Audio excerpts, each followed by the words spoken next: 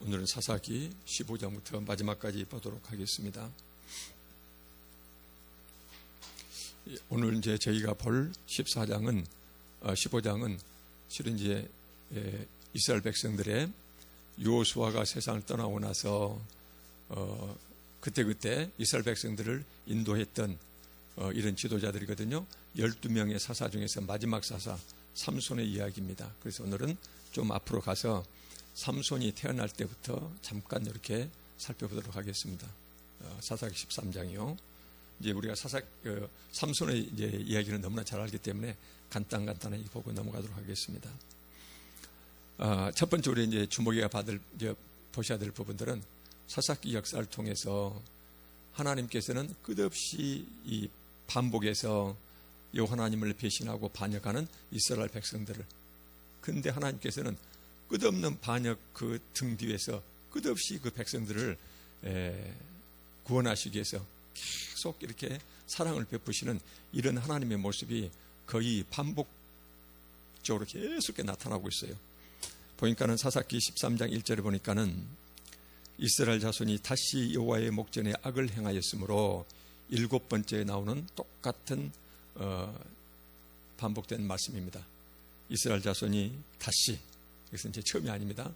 다시 또 이렇게 가면서 7번째 다시 여호와의 목전에 악을 행하였으므로 여호와께서 그들을 40년 동안 블레셋 사람의 손에 넘겨주시니라. 그래서 이 삼손의 시대는 블레셋 이스라엘 백성들을 억압하고 있는 블레셋 이 군대와 삼손의 전쟁 이야기가 쭉 이제 줄을 이루고 있습니다. 보니까는 여호와 목전에 악을 행하였다. 성경 말씀이 7번째 나온다고 그랬죠. 여기 성경에서 7이라는 숫자는 완전수거든요. 완전수. 그래서 왜 성경에서는 사사기에서 이렇게 여호와의 목전에 또다시 악을 행했다 이 표현을 7번이나 반복했을까요? 이스라엘 백성들은 처음부터 마지막까지 계속 끝없이 완전히 여호와 하나님한테 배신하고 또 반역을 저질렀다. 이것을 이제 강조하시기 위해서 7번이나 이 똑같은 말씀을 반복해서 사용하십니다. 이스라엘 백성들은 7번이나 이 단어가 이 이제 말씀이 반복되는 것은 이스라엘 자손이 끝없이 완전히 죄악으로만 하나님을 배신하는 이런 배신의 죄악으로 가득 찼다. 그것도 바로 여호와의 눈앞에서. 그래서 이스라엘 자손이 다시 여호와의 목전에 여호와 하나님께서 눈 부릅뜨고 바라보고 계시는데 그 눈 안에서 계속 반복적으로 여호와 하나님을 배신하고 또 배신하고 반역하고 이것이 끝없이 완전히 이 배신으로 처음부터 끝까지 완전히 그걸로 채워져 있다. 지금 이 말씀이거든요. 그러면서 이제 이야기가 쭉 나오는데요. 13장 5절 보니까는 이렇게 이스라엘 백성들이 끝없이 배신을 반복듯 하는 죄인들 그 등 뒤에서 그들을 구원하실 계획을 하나님은 또 짜고 계세요. 그것이 13장 5절에 나옵니다. 보라, 내가 임신하여 아들을 낳으리니 그의 머리 위에 삭도를 대지 말라. 그 어린아이의 머리를 죽을 때까지 절대로 머리에 그 머리를 말하자면 베지 말라는 것이거든요. 머리카락을 베지 말아라. 그러면서 이 아이는 태에서 나옴으로부터 하나님께 바쳐진 나실인이 됨이라.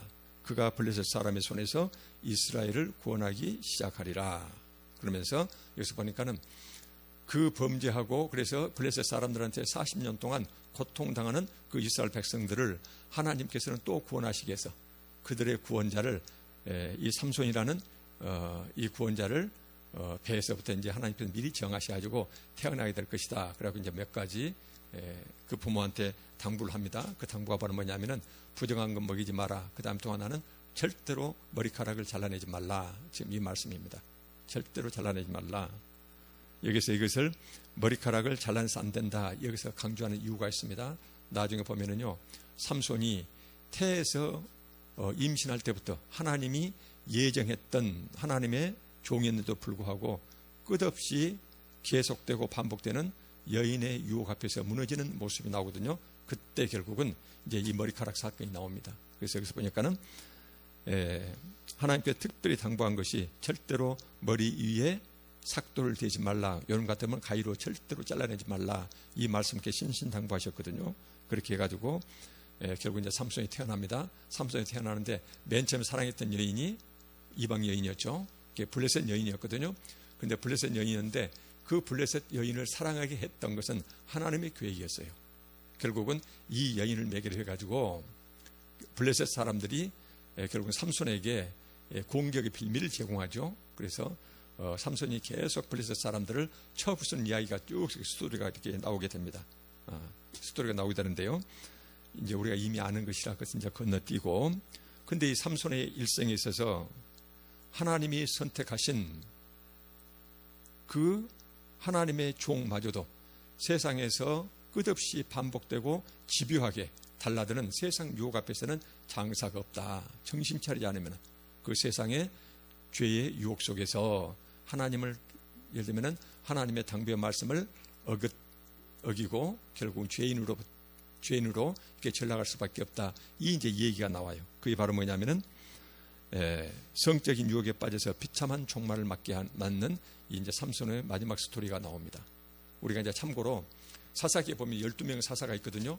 12명의 민족의 지도자가 있었는데 이 민족의 지도자들은 단 한 사람도 적군의 손에 또는 적군하고 전쟁 중에 죽은 사람이 없었어요. 자기 수명을 다 채웠거든요. 그런데 마지막에 이 삼손 경우는 처음부터 하나님께서 태어날 때부터 딱 운명 주셨거든요. 너는 내 종. 그래서 이스라엘 백성들을 블레셋 군대로부터 구원할 내 종 이렇게 했는데도 불구하고 삼손만이 결국은 하나님 말씀을 어기고 여인의 그 성적인 유혹에 넘어가서 그래서 결국은 비참한 최후를 맞게 된다. 이제 이 얘기가 나와요. 그래서 오늘 이 말씀이 우리한테 주는 유익한 것이 바로 뭐냐면은 아무리 하나님 앞에서 은혜 받고 하나님의 선택하신 종이라 하더라도 조심하지 않으면은 넘어질 수 있다. 이것을 이제 우리가 여기서 살펴야 될 것 같습니다. 사사기 16장 4절에 보면은 이후에 삼손이 끝없이 이제 블레셋 사람들을 괴롭히고 쳐부수고 막 그러거든요. 소렉 골짜기에 들릴라라 이름하는 여인을 사랑했다 그 말이거든요. 6절에 보니까는 들릴라가 삼손에게 말하되 청하건대 당신의 큰 힘이 무엇으로 말미암아 생기며 당신의 그 놀라운 그 기적 같은 힘이요.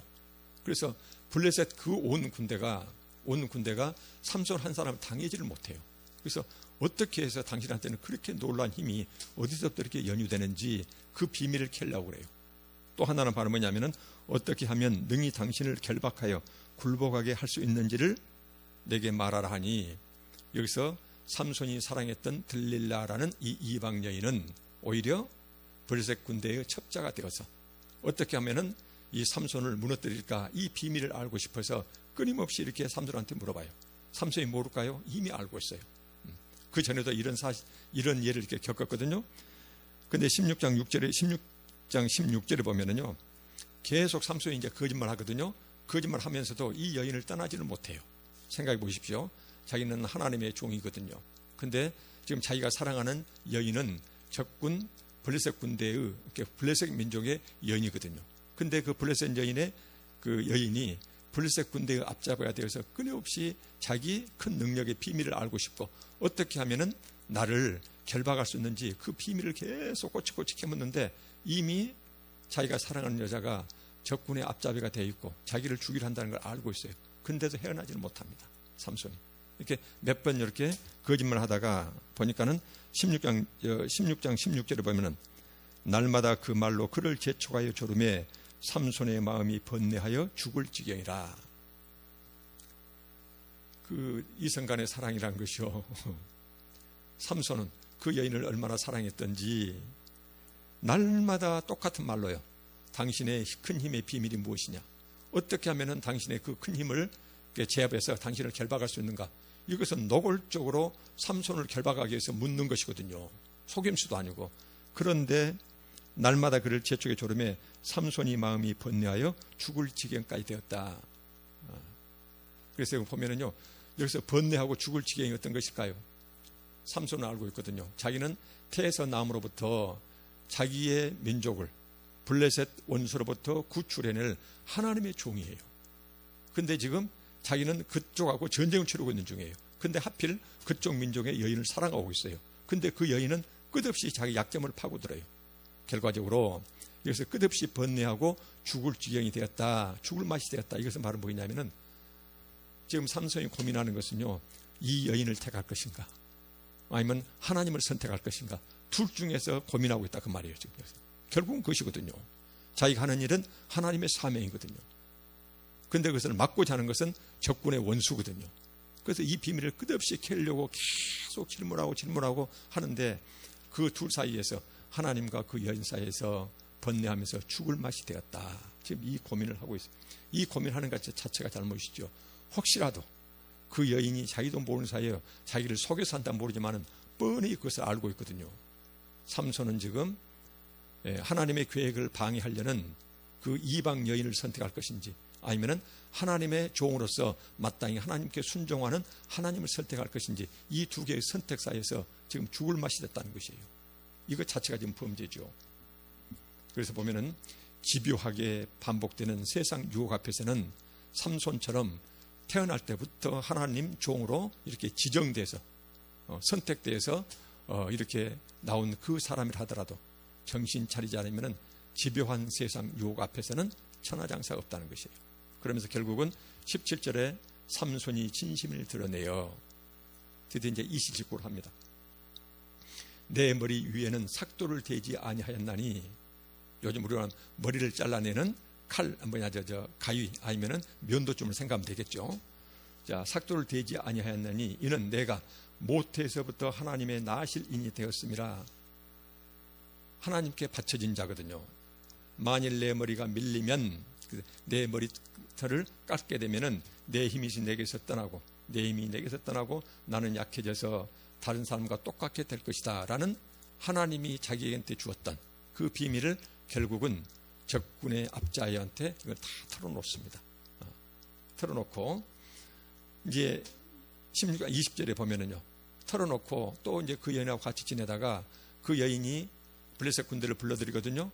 그러니까는 이 삼손이 또 옛날처럼 자기가 힘만 쓰면은 자기한테 그 힘이 나올 줄 알고, 근데 보면 어떻게 돼요? 삼손이 잠을 깨며 이르기를 내가 전과 같이 이전처럼 나가서 몸을 떨치리라 하였으나, 적군을 쳐부수라 하였으나 이미 머리칼은 전부 다 잘라내버렸거든요. 잠들 틈에 그 여인이 여호와께서 이미 자기를 떠나신 줄을 깨닫지 못하였더라. 이 면함. 요즘 말하면 성령께서 내 마음에서 떠났는데 자기는 그것을 알지 못한다 그 말이에요. 여기서. 그래서 결국 삼손은 세상 유혹에 넘어가서 성령께서 떠나가시고 자기 눈알이 뽑히고 결국은 적군의 종살이를 하게 됩니다. 결국 나중에는 하나님의 도우심으로 수많은 블레셋 방백들과 그 백성들을 안고서 함께 이제 죽게 되죠. 결국은 그 보복은 하게 되지만은 12명의 사사 중에서 오직 삼손만이 하나님의 비밀을 적군한테 다 누설해버리고 결국은 비참한 이런 삶을 살게 종말을 맞게 됩니다. 그래서 여기서 우리가 사사기에서 12명의 사사 중에서 굉장히 많은 양을 할애해서 삼손의 스토리가 나오는데, 그 삼손은 11명의 사사와 달리 그렇게 잘 하다가 결국은 하나님의 비밀을 적군한테 누설하고, 그래서 하나님이 자기한테 떠나고 하나님이 주셨던 힘마저도 떠나고, 그래서 결국은 비참한 최후를 맞게 되었다. 물론 이제 적군을 쳐볼 수는 이런 공도 세우지만은 이것을 우리한테 말씀해 주고 있습니다.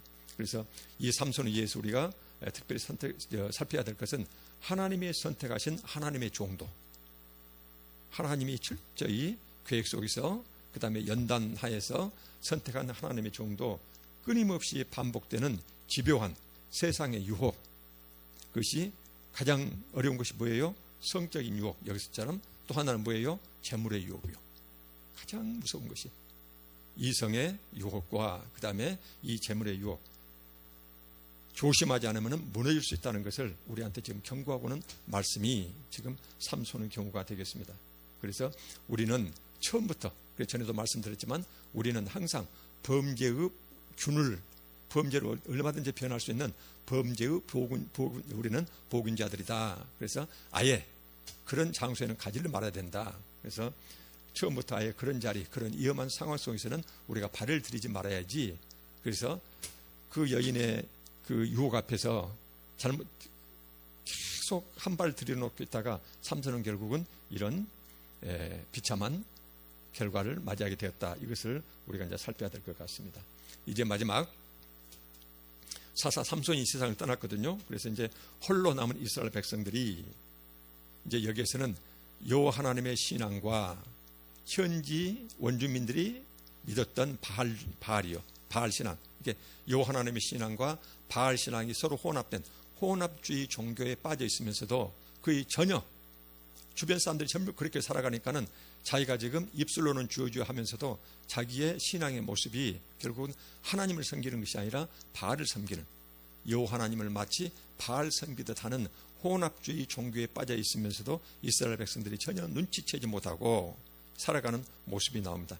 이 부분은 특별히 오늘날 우리 기독교인들한테 이런 시사하는 바가 굉장히 많다고 저는 판단하고 있습니다. 그래서 여기에서 신상을 만들고 바알 신상을 만들고 그 다음에 드라빔 자상과 그 다음 풍요의 신이요, 우상이거든요. 이걸 보시면서 특별히 우리한테 정도 차이뿐이지 우리 안에 지금 깊이 내재되어 있는 기복주의 신앙을 떠올리면서 이 본 말씀을 살펴보면 좋겠습니다. 보니까는 다시 한 말씀드리면은 이제 우리가 세 번째 살펴야 될 것이, 첫째는 이스라엘 백성들이 끊임없이 범죄하는데 불구하고 하나님께서는 끝없이 그 뒤에서 배신하고 있는 그 백성들을 구원하시기 위해서 사사를 계속 준비하셨다는 이 이야기. 두 번째는 삼손같이 그렇게 하나님이 배에서 나무로부터 선택했던 종도 조심하지 않으면은 세상 유혹에 넘어갈 수 있다는 것. 이거 두 가지 경고. 세 번째는 뭐냐면은 우리가 세상 가운데서 뒤섞여 살면서 입술로는 여호와 하나님을 부르지만 우리의 신앙의 본 모습이 여호와 하나님의 신앙이 아니고 혼합주의. 신약으로 보면은 재물과 하나님을 겸하여 섬기는 이런 모습들이요. 이런 모습에 빠져 살면서도 우리가 그것을 정작 눈치채기는 굉장히 어렵다는 것이에요. 이 말씀이 사사기 17장부터 나옵니다. 사사기 17장부터 에브라임 산지에, 에브라임 산지, 에브라임 지파가 사는 곳입니다. 12지파 중에서 에브라임 지파가 사는 곳에 미가라 하는 이름하는 사람이 있더니 2절에 그의 어머니에게 이르되 어머니께서 은 1,100을 잃어버리셨으므로 저주하시고 내 귀에도 말씀하셨더니 보소서 그 은이 내게 있나이다. 내가 그것을 가졌나이다 하니 그의 어머니가 이르되 내 아들이 여호와께 복받기를 원하노라 하니라. 자, 여기서 보면은요, 지금 2절 말씀, 뭔 말씀인지 애매하거든요. 지금 이 말씀이에요. 미가라는 한 남성이 있어요. 근데 그 어머니가 있어요. 그 어머니가 은 1,100개를 가지고 있었다 그 말이에요. 근데 누가 그걸 도둑질해 갔어요. 그러니까는 그 미가 어머니가 저주를 퍼붓습니다. 내게서 은 100개를 가져간 자는 하나님의 저주를 받아서 곧 죽을지어다 하고 계속 저주 말했거든요. 그 누구한테 들렸어요? 자기 아들 미가 귀에도 들렸어요. 근데 그 도둑이 누구였냐면요, 자기 아들이었어요. 미가라는 이 남성이 자기 어머니에게서 은 1,100개를 훔쳐왔거든요. 근데 그 어머니의 저주말을 듣고는 무서웠어요, 하나님이. 그러니까는 이 1,100개를 실은 어머니 제가 그걸 도둑질했습니다. 여기 있습니다. 그러면 갖다 줬다는 것이거든요. 그 말씀이 17장 2절에 이렇게 복잡하게 지금 번역이 되어 있습니다. 여러분들 이것을 이제 우리가 복잡하게 생각하지 마시고요. 성경 번역가들은 이 성경 원문 자체를 얼마나 함부로 대할 수가 없어서 거의 지역에 가깝게 이렇게 번역을 해놨거든요. 혹시라도 하나님이 그 성경 원문에 있는 그 단어를 의역해서 사람 뜻이 들어갈까 봐서 이놈을 직역하다 보니까는 우리가 읽어도 뭔 뜻인지 잘 몰라요.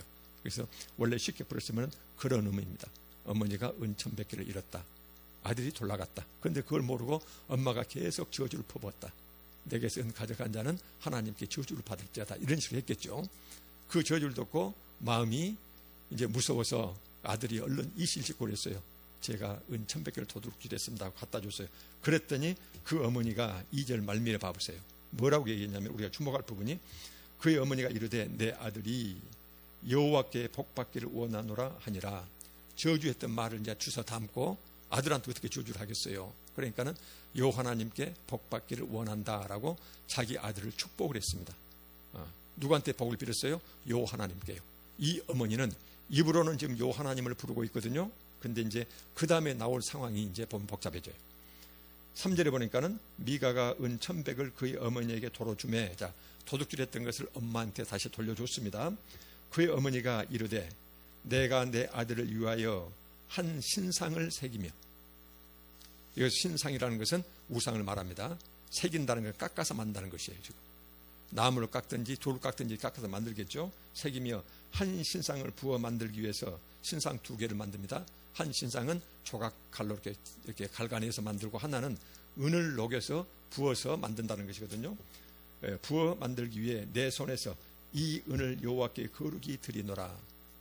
주목할 부분은 17장 2절에서 여호와께 복받기를 원하노라 이 표현하고, 17장 3절에 이 은을 여호와께 거룩히 드린다라는 이 표현입니다. 이 어머니는 신앙생활 하면서 입만 열면 여호와 하나님 지금 부르고 있어요. 그런데 이 말이 뭔 말이냐면요, 은 1,100개 중에서 은 200개 덩어리를 누구한테 바쳐요? 여호와한테 거룩히 바치겠다는 것이에요. 근데 거룩히 바치는 어떻게 바치냐면은 요놈 가지고 신상을, 하나는 조각을 내고 하나는 그놈을 녹여서 부어 만들어서 신상 2개를 만들어서 여호와 하나님한테 바친 다음에 그 신상을 다시 자기 아들한테 주겠다는 것이에요. 도로 주겠다는 것이에요. 그래서 은신상 200개를 여호와 하나님께 바친 다음에 그놈을 다시 가져와서 그놈을 신상을 만들어서 2개를 만들어서 자기 아들한테 주겠다. 지금 그 표현입니다. 너무나도 이상한 표현이지만 그때 당시 가나안 원주민들의 경우는 자기 집에 가족신을 전부 다 가지고 있었거든요. 그 가족신들이 바로 뭐냐면은 풍요와 다산이었어요. 자손을 많이 낳고 그 다음에 곡식이 많이 열리는 것, 이렇게 해서 가정마다 자기 신을 가지고 있었거든요. 바알신은 지역마다 지역신이 따로 있습니다. 가족마다 그 바알신을 따로 이렇게 가지고 있었어요. 그래서 보니까는 그 어머니는 입술로는 여호와 하나님께 바친다 하면서 여호와 하나님께 바친 은 200개를 가지고 하나님께 바친 다음에 다시 가져와서 그놈은 신상 2개를 만들어서, 그래서 이 은을 도로 4개 도로 주리라, 내 아들한테 주겠다라고 지금 이 얘기를 하고 있는 것이에요. 여기서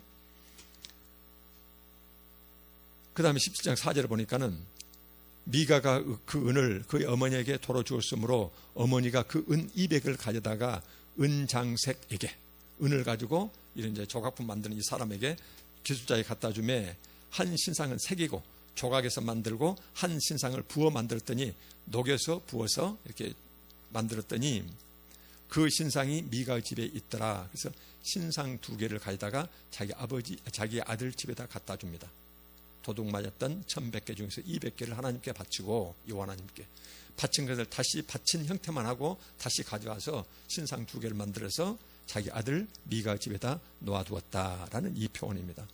그 다음에 17장 5절에 보니까는요, 그 사람 미가에게 신당이 있으므로 자기 집에 신을 모시는 전당이 따로 있어요. 이 신당은 여호와 하나님을 모신다고 이렇게 했겠죠. 그러나 가지고 있는 눈에 보이는 것은 전부 다 뭐예요? 이방 신상들이에요. 신당이 있으므로 그가 에봇은요, 제사장이, 여호와 하나님을 섬기는 제사장이 입었던 겉옷을 말해요. 소매가 없거든요. 그래서 이 에봇이라는 말은 뭐냐면은 미가가 자기 집에 신당을 지었는데, 근데 거기에서 그 제사장이 입은 옷을, 소매 없는 겉옷을 에봇이라고 부르는 것은, 이 에봇은 여호와 하나님의 신전에서 모시는 자가 입는 옷을 말하거든요. 그 신당에서 그런 것 어때요? 이방 신을 그 자기 신당에 모셔놓고 그걸 여호와 하나님 섬기듯이 섬긴다 그 말이에요. 지금 여기에서는 이건 뭐예요? 철저하니 가나안 원주민들의 바알 신앙과 여호와 하나님의 신앙이 혼합된 경우를 말합니다. 그래서 여러분들 구약을 보시면은요, 이스라엘 백성들이 여호와 하나님을 버렸다, 그 다음에 바알을 섬겼다, 무엇을 섬겼다, 이런 거 나오잖아요. 그 전에도 말씀드렸지만은 이스라엘 백성들은 단 한 번도 개종한 적이 없습니다. 여호와 하나님 신앙을 공식적으로 버리고, 그리고 바알 신을 해가지고 종교 자체를 변경한 적이 한 번도 없어요. 항상 어쩌냐면은 그 원주민들은 여러 신을 한꺼번에 섬겼거든요. 이 신이 도움 줄 수도 있고 저 신이 도움 줄 수 있고, 그러니까는 여러 신을 함께 이렇게 섬겼어요. 그러니까 어때요? 바알 신이 있고 그 안에 아세라 신이 또 따로 있었거든요. 여신이 따로 있었거든요. 그래서 여기에서는 지금 미가라는 에브라임 지파의 미가라는 이 사람은, 그 엄마는 입에만 열면은 계속 여호와 하나님, 여호와 하나님이에요. 근데 정작 하는 일은 뭐예요? 하나님께 겉모습은 바치고 그놈 갖다가 가나안 원주민들이 섬기는 그런 신상을 조각에서 만들어요. 그리고는 자기 아들 집에 갖다 둬요. 그 아들은 자기 집에 여호와 하나님을 섬긴다고 신당을 만들어 놨어요. 그런데 그 신당에는 뭘 놔둬요? 자기 어머니가 주었던 이방신을 거기다 모셔놓고 섬기는 것이에요. 섬기는데 누가 섬겨요? 제사장이 섬겨요. 그게 보니까 한번 봐볼까요? 그가 에봇과 여호와 하나님을 모시는 제사장들이 제사 때 입는 겉옷을 에봇이라고 그럽니다. 에봇과 드라빔. 이 드라빔은 어떤 뭐예요? 원래가 가나안 원주민들이 각 집마다 가지고 있는 휴대용 신을 말해요. 그래가지고 이 드라빔은 뭐냐면 가정신인데 그 드라빔을 가지고 있으면은 다산, 자손을 많이 낳게 되고 그 다음에 밭에서는 곡식이 어마어마하게 잘 열려요. 이것을 노리고 드라빔, 그 목적으로 가지고 섬기는 신이 드라빔이에요. 다산과 풍요를 가져다 준다는 우상입니다. 가나안 땅에서는 그것이 아주 일상화되어 있었어요. 모든 사람들이 이 드라빔을 다 가지고 있을 정도예요. 그런데 이 드라빔을 같이 신당에 모셨다고 말해요. 들고 한 아들을 세워서 그의 제사장으로 삼았더라. 제사장은 누가 돼야 됩니까?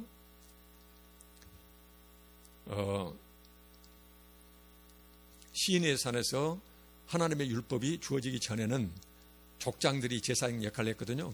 아브라함과 이삭과 야곱이 제사장 겸 족장 역할을 했거든요. 그런데 시인의 산에서 율법이 주어진 다음부터는 반드시 이스라엘 백성들의 제사장은 레위 지파 중에서 아론 자손만이 제사장을 할 수가 있거든요.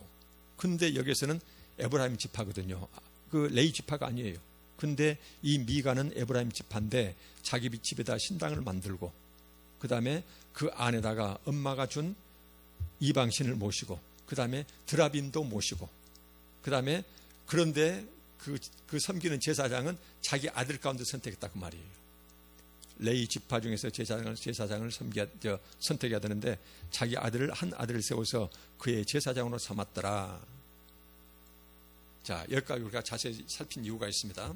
지금 우리가 주목해야 될 부분은 바로 뭐냐면은 그의 어머니는 입만 열면 여호와께 복을 받을지어다. 그 다음에 여호와 하나님께 거룩이 드릴지어다. 그러면서 계속 신앙생활 하면서 입에는 여호와 하나님 하고 있어요. 그런데 정작 신앙의 본 모습은 가나안 원주민들을 섬기는 바알신을 섬기는 그 모습과 똑같이 지금 하나님을 섬기고 있는 것이에요. 그래서 어떻게 얘기하냐면은 이런 경우를 여호와 하나님을 바알 섬기듯이 섬긴다라고 그렇게 표현을 합니다. 바알 신앙과 여호와 하나님의 신앙이 뒤섞인 혼합주의 종교를 말해요. 하나님은 이런 사람들 곁에 같이 계실 수가 없어요. 그래서 보면은 이 여인은 그 다음에 이 미가 집안은 여호와를 입에 달고 살고 있지만 10계명 중에 두 번째 계명을 정면으로 입이하고 있는 것이에요. 10계명 중에 두 번째 계명이 뭐입니까? 너는 자기를 위하여 새긴 우상을 만들지 말라. 그 다음에 위로 하늘에 있는 것이나 아래로 땅에 있는 것이나 땅 및 물속에 있는 것에 어떤 형상도 만들지 말며 그것들에게 절하지 말며 그것들을 섬기지 말라라고 이렇게 말씀하고 계세요. 하나님의 모습을 본떠서 어떤 것도 형상을 만들지 말라 했거든요. 근데 그래서 신명기 5장 8절 다시 한번 말씀드리면은 신명기 5장 8절에서는 여호와 하나님께서 나는 너희 하나님이 되고 너는 내 백성이 될 것이다. 주변에 있는 모든 이방 민족들은 눈에 보이는 신을 자기가 조각에서 만들어요. 인간의 손으로 만든 조각을 놔두고 그놈을 신처럼 모시고 있거든요. 그런데 너희들은 절대로 그러지 말라는 것이었거든요. 그래서 하늘 위에 있는 것이나 땅 아래에 있는 것이나 그 다음에 땅 및 물속에 있는 것을 그 어떤 것의 모습을 본따서 만들지 말라는 것이에요.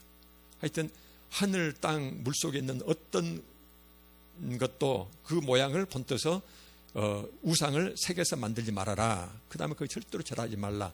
이것이 이스라엘 백성들이 시내 산에서 받았던 하나님의 중요한 10계명 중에 두 번째 계명이거든요. 근데 이 여인은 지금 어때요? 이 계명을 받았음에도 불구하고 계속 은을 가지고 새겨서 만들고 조각 뭐냐면은 녹여서 부어서 신상을 만들고 있어요. 그 다음에 이제 더 기가 막힌 것은 가나안 원주민들이 섬기고 있는 그 드라빔을 가정에다가 섬기고 있고요. 그 다음에 제사장도 반드시 아론 계열에서만 제사장이 되는데 마음대로 자기 아들 가운데서 제사장을 선택해서 자기 집에서 제사장 노릇하겠다. 지금 이 말이거든요. 철저하니 입술로는 여호와 하나님이지만은 신앙의 본 모습은 바알 섬기는 것과 똑같이 원주민들의 신앙 모습을 그대로 본뜻하고 있다는 것이에요. 이방 신상을 만드는 것부터 시작해서 이렇게 하는 것을 여호와 하나님을 마치 바알신을 섬기듯이 이렇게 섬기는 것, 이것을 혼합주의 종교라고 합니다. 그래서 구약에 나타나는 이스라엘 백성들은 한 번도 여호와 하나님의 신앙을 입술로라도 버린 적은 없었어요. 근데 여호와 하나님의 신앙과 이방 우상들을 신앙을 서로 뒤섞어 가지고 함께 이렇게 했다는 것이에요. 여호와 하나님께서는 반드시 율법을 정해서 나를 섬길 때는 그렇게 섬겨서는 안 된다는 말씀을 주셨거든요. 그런데도 이스라엘 백성들은 그것을 귀담아 듣질 않았어요. 이러한 모습이 여기에 지금 성경에서는 사사기에서 조목조목 하나님께서 기록해 놓고 계신 것이에요. 이스라엘 백성들이 얼마나 여호와 하나님의 그 말씀하신 말씀에서 벗어나 있는가를 지금 말씀하고 있습니다. 그래서 이제 미가 저번에 첫째는 뭐예요? 첫째는 우상을 만들지 말아야겠는데 우상을 3개 만들었다는 율법의 뭐냐면 10계명 두 번째 계명을 어기는 죄를 범하고, 두 번째는 제사장은 반드시 아론 자손은 제사장 삼아야 되는데 자기 아들을 마음대로 제사장 삼고 있다는 것, 이거도요. 그 다음에 이제 세 번째는요, 여기서 우리가 이제 주목해야 될 세 번째는 한 떠돌이 레인이 이 미가의 제사장에, 이 미가 집의 제사장이 되거든요. 처음에는 자기 아들을 제사장 삼았는데 나중에 보니까는 레인, 진짜로 레인 아론 자손 하나가 지금 직장 구하기에서 요즘으로 말하면은 어디 가서 이제 목회자 자리를 찾기 위해서 계속 떠돌이가 있었어요. 근데 마침 미가 집에 들어왔거든요. 그래서는 그 레인을 집으로 해갖고는 월급, 요즘으로 말하면 생활비를 주면서 이 미가 집에 자기 아들 대신에 제사장을 삼습니다. 한 집안의 제사장을 삼아요. 기가 막힌 것은 그 레인이 모시는 그 집안 미가 집의 신당은 어떤 신당이에요? 새긴 우상을 모셔놓은 곳이에요. 그 다음에 드라빔이라는 그 가나안 그 신상이 또 거기 있었거든요. 이런 것들 지금 이런 신당에다가 쉽게 말하면은 요즘 교회 예배당에다가 지금 부처상 놔두고 섬기는데 목회자가 거기 와서 월급 받고 지금 거기서 목회자 노릇하고 있다는 것과 똑같은 의미예요. 여기서는. 그런데 나중에요, 이 떠돌이 레위인이 얼마나 기가 막힌 범죄를 저지냐면요, 결국은 자기 주인집, 어쨌든 그 자기를 제사장 삼았던 그 주인집을 배신하고 결국은 더 좋은 자리를 약속하는 대로 이제 배신하고 떠나는 이런 모습이 나오거든요. 쉽게 말하면은 이제 이런 표현은 좀 너무 심할 수도 있습니다만은 오랫동안 목회자하고 교인들이 소리 정이 들었는데 그 목회자가 능력이 있다 해가지고 훨씬 더 좋은 자리, 더 좋은 보수, 그 다음에 더 큰 교회에서 청빙하니까는 그래서 그 교회를 버리고 그냥 큰 교회로 떠나가는 모습이요.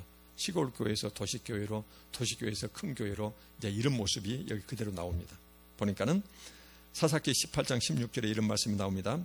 단 자손 600명은 무기를 지니고 문 입구에 서니라. 지금 미가라는 그 사람이거든요.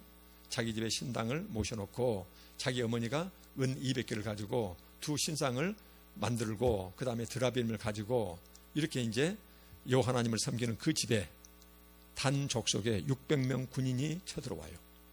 왜 쳐들어옵니까? 이 단 지파도 한 지파거든요. 한 지파가 다른 데에서 이제 자기 영토를 차지할 영토를 이제 살 곳을 찾기 위해서 전쟁을 치르다가 돌아가는 길에 미가라는 그 집에가 굉장히 귀중한 신상이 2개가 있어요. 은으로 이제 부어서 만든 것이거든요. 옛날에는 금보다도 오히려 은이 더 귀할 수도 있었어요. 그때 옛날 고대 사회에서는. 그래서 이제 그 은신상 2개하고 드라빔이 있거든요. 그것은 바로 그것을 가지고 있는 사람한테 다산과 풍요를 가져다 준다는 그런 신상들이에요. 이걸 있다고 그러니까는 단 지파의 그 600명이 미가 에브라임 지파거든요. 자기 형제 지파거든요.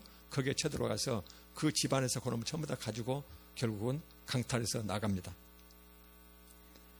그 5사람이 미가 집에 들어가서 18장 18절입니다.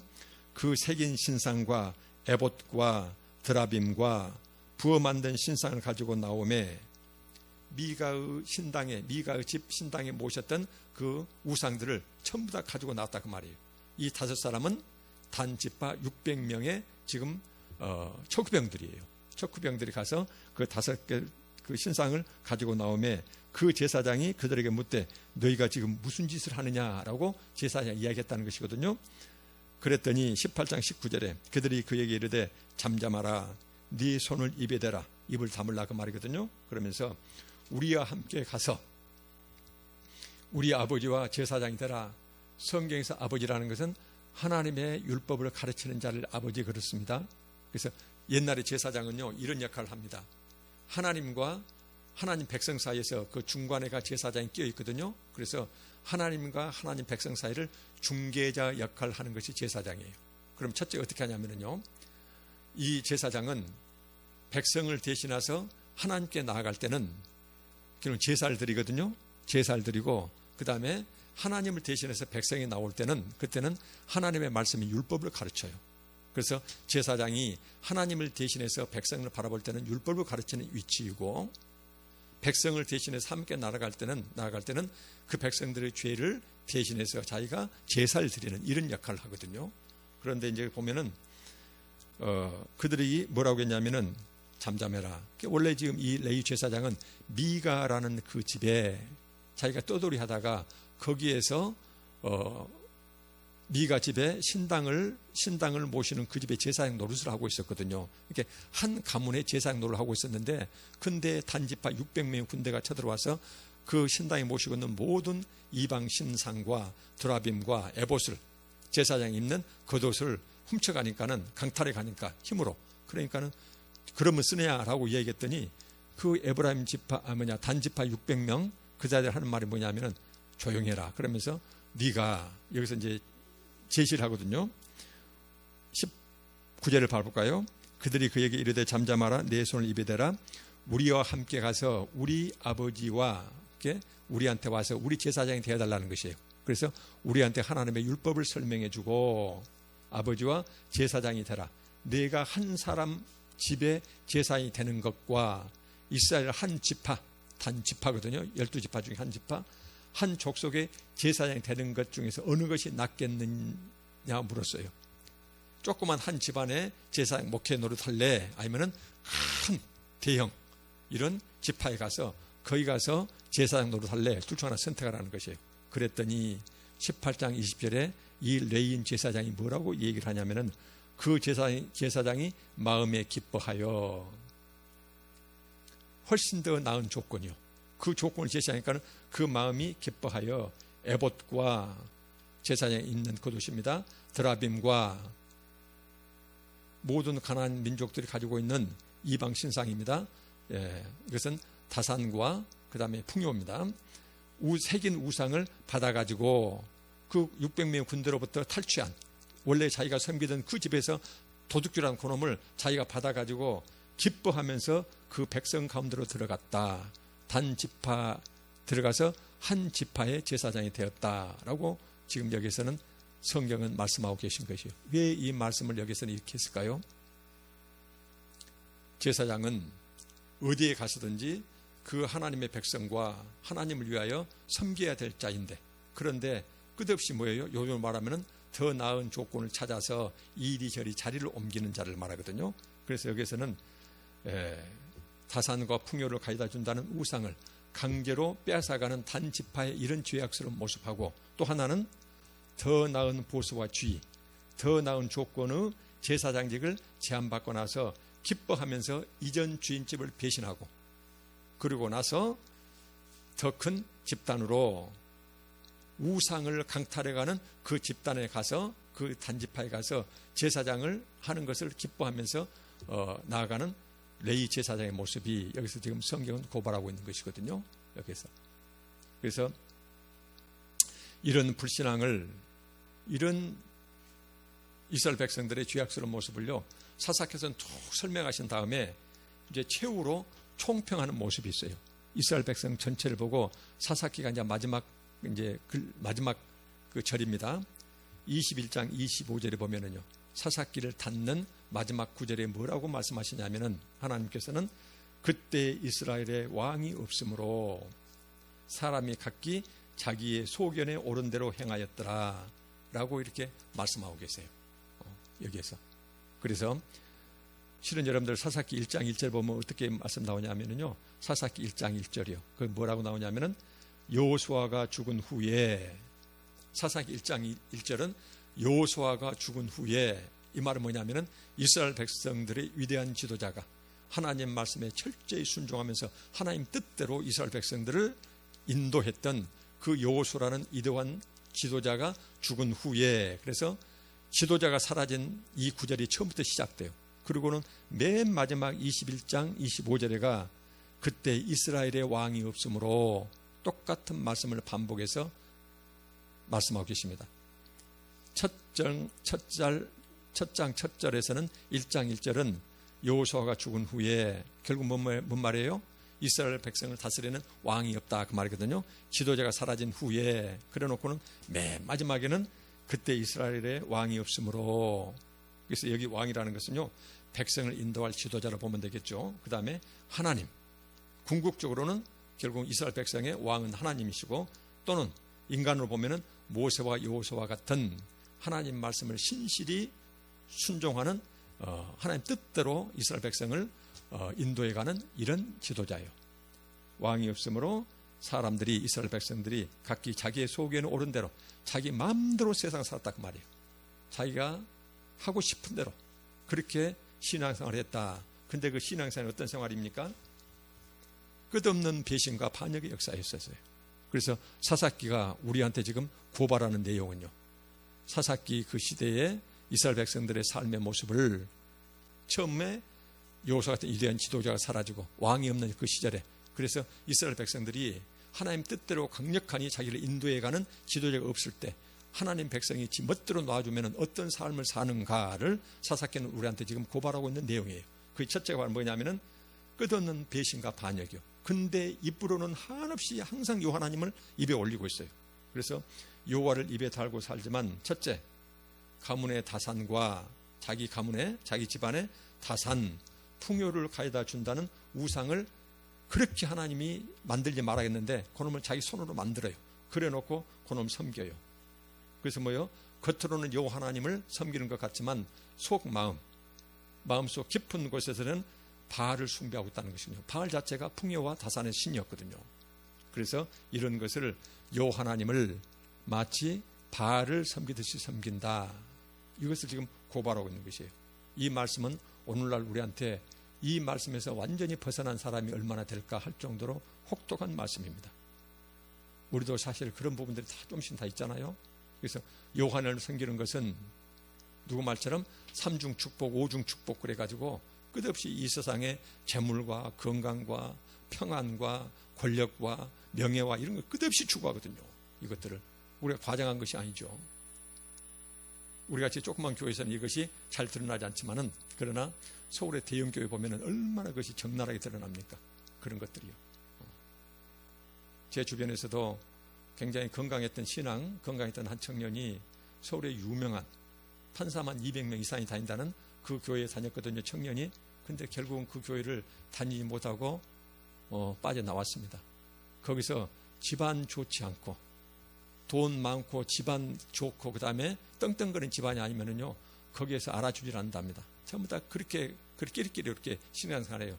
그래서 거기에서 결국은 같이 섞이지 못하고 그 교회를 떠나서 다른 신앙생활하는 경우를 제가 주변에서 봤습니다. 이게 보면은 하여튼 겉모습의 신앙, 여호와 신앙이지만 우리의 신앙의 본모습을 이 본 말씀에 우리가 한번 대조를 해보시게요. 여호와를 끝없이 입에 달고 살지만 마음속으로는 끝없이 다산과 풍요, 이 세상 것을 끝없이 욕심하면서 그 욕심내는 이런 신앙 모습이요. 그래서 여호와를 섬기는지 아니면은 내 마음속에 내가 섬기는 여호와 하나님은 내가 만드는 신을 섬기는 것은 아닌지. 그래서 내가 만든 신이라는 책이 따로 있습니다. 내가 만든 신을 자기가 섬긴다는 것. 그래서 모든 교회에 나오는 사람들이 똑같이 그 마음속에, 그 사람들 마음속에 있는 여호와 하나님이 똑같은 신으로 보면 안 된다는 것이에요. 각자가 자기가 원하는 신상을 만들어요. 신상을. 걸고 마음속에다 담고 그 신을 섬깁니다. 그래서 모든 사람이 다 똑같이 여호와 하나님을 섬긴다고 생각하면 안 된다.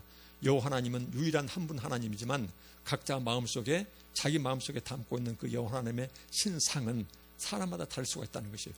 그래서 우리가 정말로 조심하고 또 조심할 것은 가장 위험한 것은 바로 뭐냐면은 여기서처럼 사상과 풍요, 바알신에 혼합되었듯이 오늘날 우리는 소위 물질주의요, 세상에서 잘 되는 것, 기복주의 신앙 이런 것들을 정말로 조심하고 조심해야 되겠다. 이것을 지금 정면으로 지금 다루고 있는 것이 바로 이 모습입니다. 그 다음에 제사장도 자기 마음대로 결정을 해버립니다. 그 다음에 세 번째, 제사장은 언제든지 자신이 섬기던 곳을 배신하고 더 나은 조건을 제시하는 곳이 있으면 그리로 자리로 옮겨가요. 이 모습을 여기에서는 왜 하나님께서 이것을 이렇게 사사기를 마감하면서 하나님께서는 꼼꼼하니 그 사실을 기록하셨을까? 레위 제사는 기뻐하며 자기가 섬기던 주인집에 그 에봇과 그것을 훔쳐 나오는 그 600명의 군대와 함께 기뻐하면서 따라갔다는 것이거든요. 그래서 여기서 보면은 성경에서는 꼬박꼬박 아주 지적해가지고 지금 잘못된 모습을 우리한테 말씀해주고 계세요. 그 다음에 신앙 공동체 내의 성격 타락이요. 삼손도 그랬지만은 우리가 지금 시간이 없어서 보지 못한 부분 중에 보면은 나중에 어쩝니까? 한 레인이 입에 올릴 수 없는 그런 참혹한 결과로 그 첩이 죽죠. 그 첩을 12조각으로 쪼개죠. 그래가지고는 결국은 어쩝니까? 한 지파가 거의 사라질 정도로 그런 내분이 일어나는 이런 것 쭉 나옵니다. 그때 당시에 성적으로 얼마나 방탕했던지. 오늘날 우리도 정말로 조심하고 또 조심할 것은 이런 세상의 유혹이요.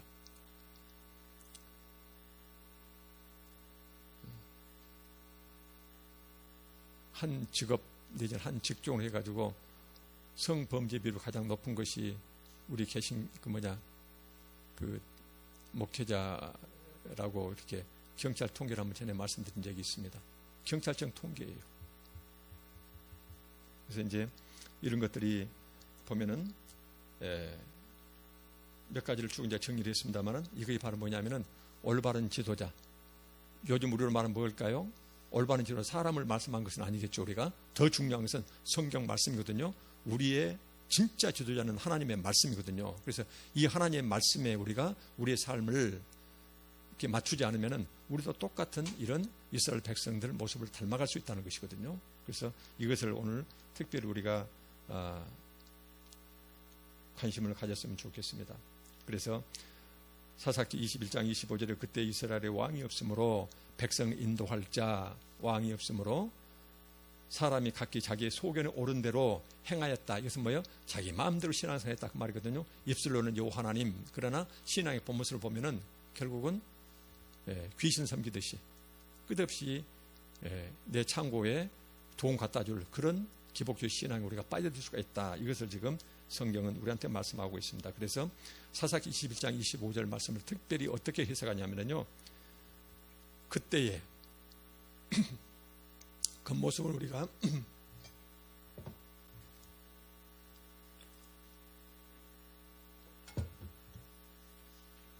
겉모습 신앙과 우리 속 사람의 신앙이 다를 수가 있는데, 이때 이런 사람의 모습을 자기 자신의 자기 인생의 왕은 마음속에 가장 중심 자리는 여호와 하나님이 앉아 있는 것이 아니고 자기 자신이 앉아 있다. 그래서 자기 주변의 모든 사람과 재물들을 결국은 자신의 욕망을 이루기 위한 도구, 수단 정도로 생각하는 이런 사람들이요.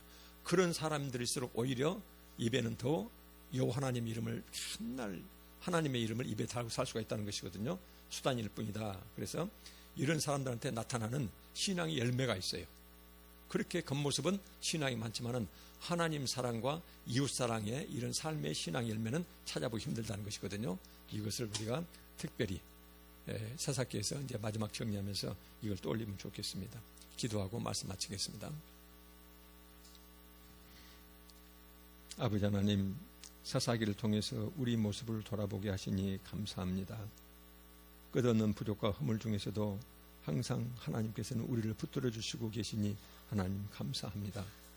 하나님 은혜 가운데 선택받았지만 삼손처럼 끝없이 반복되는 집요한 세상 유혹 앞에 허물어지지 않도록 우리 자신을 하나님 붙들어 주시옵소서. 입으로는 늘 하나님을 섬긴다고 하지만 세상의 부와 명예와 권력을 우리 마음의 중심에 담고 하나님을 마치 바알 섬기듯이 기복주의 신앙에 빠지지 않도록 우리 자신을 깨우쳐 주시고 분별력을 주시고 하나님 뜻대로 살아갈 수 있도록 붙들어 주시옵소서. 감사드리며 예수님 이름으로 기도합니다. 아멘.